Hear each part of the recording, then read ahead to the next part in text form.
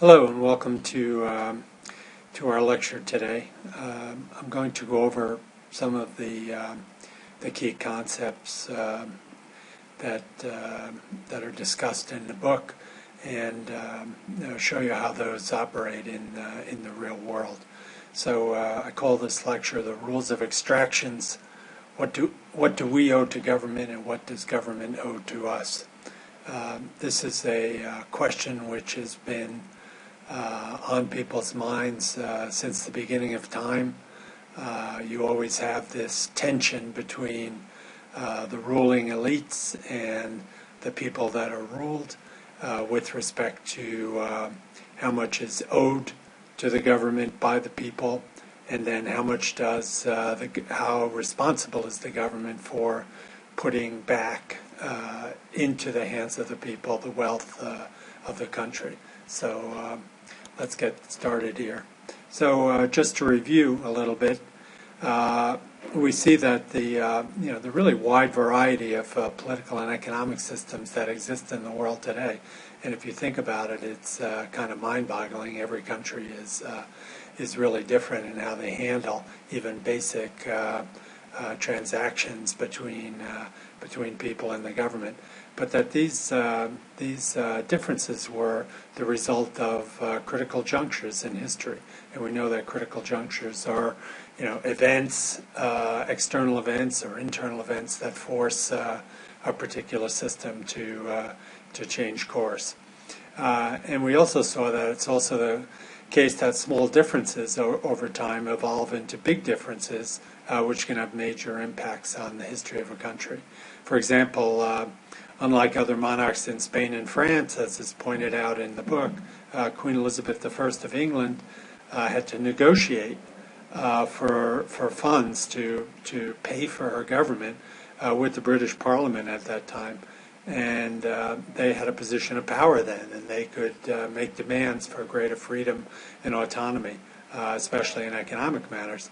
And we see how Britain evolves from that into the first really democratic, or at least moving towards the first democratic system.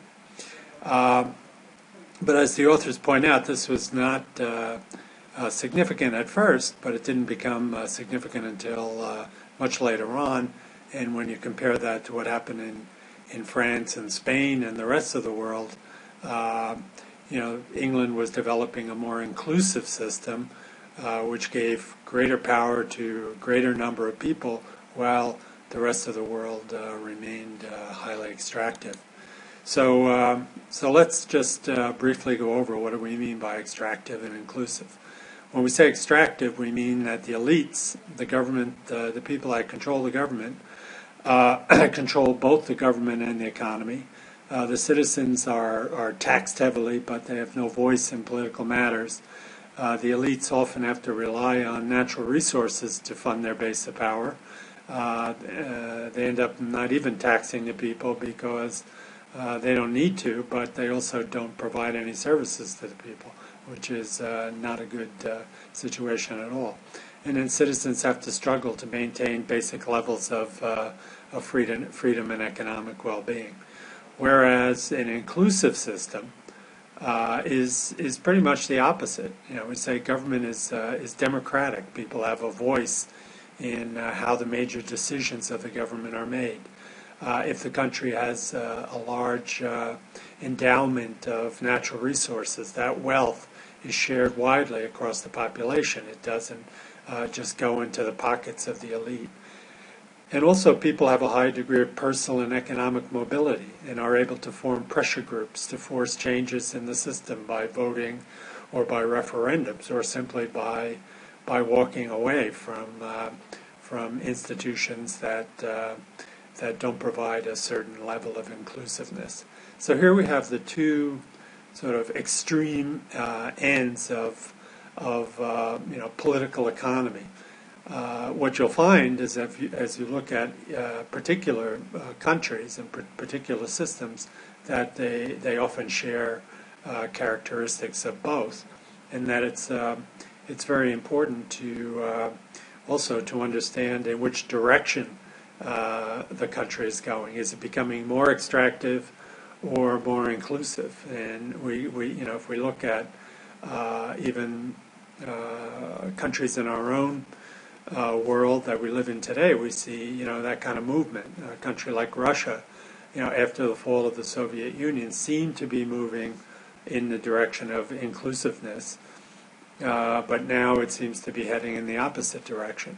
Whereas China, even as recent as 20 years ago, was both politically extractive and economically extractive, with very little freedom, economic freedom, on the part of people. But now they seem to be at least moving in the direction of economic inclusiveness, and perhaps in the future there'll be political inclusiveness as well.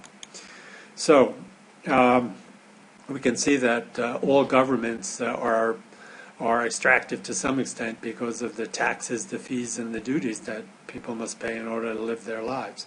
So you have to pay for your licenses, you have to pay for taxes, sales taxes, you have to pay income taxes. So this is just part and parcel of this bond between people and the government. Most people say they hate taxes, but taxes are really the glue that bind the government to the people. And if the government doesn't need the people, if they can get their money from selling the natural resources of the country, as happens in many parts of the world, then they don't tax the people, but the people get nothing in the way of services, in the way of education, in the way of roads, in the way of just basic social amenities. So taxes will pay for important infrastructure and institutions that make societies function. If you compare a situation in Liberia, in West Africa, where very few taxes make it into the government coffers, with a place like Switzerland, where people pay a high percentage of taxes but receive tremendous benefits from them. That's because Sweden has an inclusive system, and the people have a big say how and when their tax dollars are spent. So if we look at the rest of the world, we can sort of plot out where countries stand with respect to extractive or inclusive political systems, or extractive and inclusive economic systems. Now, this is just my quick judgment, but you'll see that countries that are inclusive both politically and economically are certainly the Scandinavian countries, which are probably the strongest. Then we have the U.S., which is very politically inclusive, perhaps a little more extractive in terms of taxes, because we don't get the level of social services that the Scandinavian countries do. And then a country like India, even more, sort of more inclusive, less inclusive than the U.S. or Scandinavian countries, but still a democracy. In fact, it's the world's largest democracy. Then if you go up in the upper left, you see a country like Nigeria, which actually has a fairly democratic political system, but an economic system which is highly extractive. The oil wealth, Nigeria could be one of the richest countries in the world, but the money never seems to get distributed into real development. Then as we move over to the right, we see countries like North Korea and Myanmar, which are closed societies, highly extractive politically, highly extractive economically, no democracy at all. Russia, again, as I said, is kind of moving more in that direction.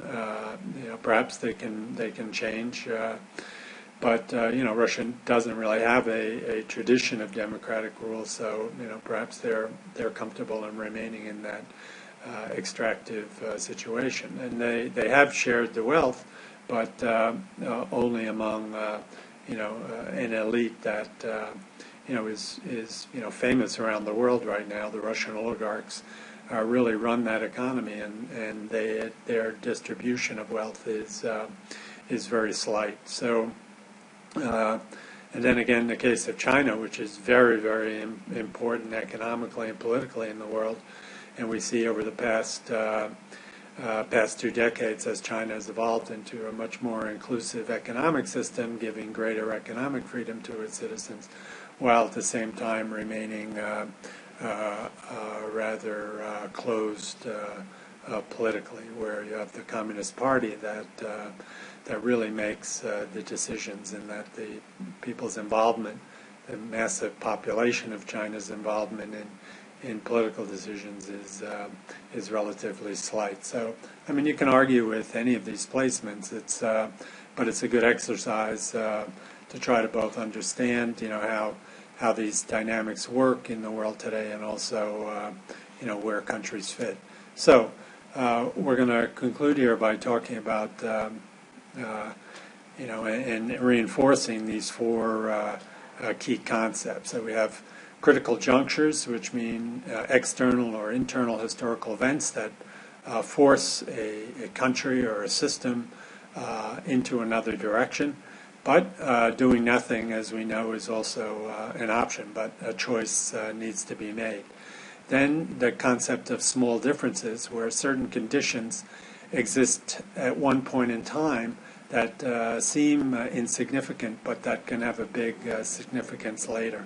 And we saw that the relative wealth between Queen Elizabeth I and the French and Spanish monarchs was a small difference in terms of the big historical picture at the time, but it forced Queen Elizabeth to cede power to the Parliament, which then led to a whole host of democratic initiatives in England.